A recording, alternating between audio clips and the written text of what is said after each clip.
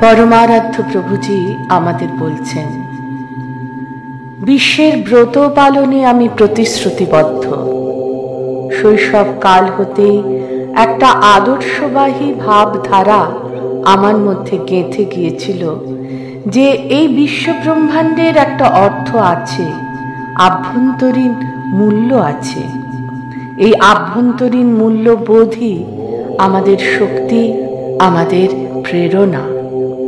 এই শক্তি আমাদের চরম লক্ষ্যের প্রতি পৌঁছানোর জন্য এগিয়ে যেতে সাহায্য করছে। এটি মূলত বিশ্বব্রহ্মাণ্ডের চালিকা শক্তি। এই শক্তির আবিষ্কারই হল প্রকৃত ধর্ম, আত্মবোধ, আত্ম উপলব্ধি। এই উপলব্ধি ঘটলেই মানুষ দেবত্বে উন্নীত হয়। তার চেতনা, চিন্তা, ভাবনা সবই বিশ্বমুখী হয়। জাতি, বর্ণ, সম্প্রদায় সবের ঊর্ধ্বে ওঠে। এই দেব মানব সেদিন স্বাভাবিকভাবে বিশ্ব মানব হয়ে ওঠে, কারণ বিশ্ব চৈতন্যের কোনো বিভাজন নেই।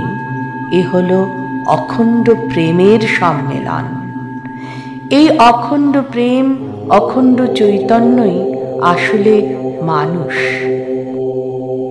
মানুষ স্বভাবত দেহ নয়, মানুষ হলো এই সত্য চৈতন্যের প্রকাশ, দেবত্বের উন্মেষ, আত্মার জাগরণ। এই আত্মা বা বৃহৎ আমি তো মানুষের আসল রূপ। আমাদের ক্ষুদ্র আমি বা অজ্ঞতা এই সুপ্ত চৈতন্যকে ঢেকে রেখেছে। এই চৈতন্যের প্রকাশ ঘটানোই আসল শিক্ষা, মনুষ্য জীবনের চরম প্রাপ্তি।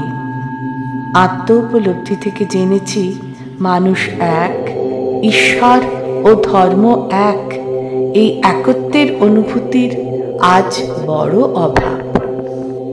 পরমারাধ্য প্রভুজিকে আমার অনন্ত প্রণাম।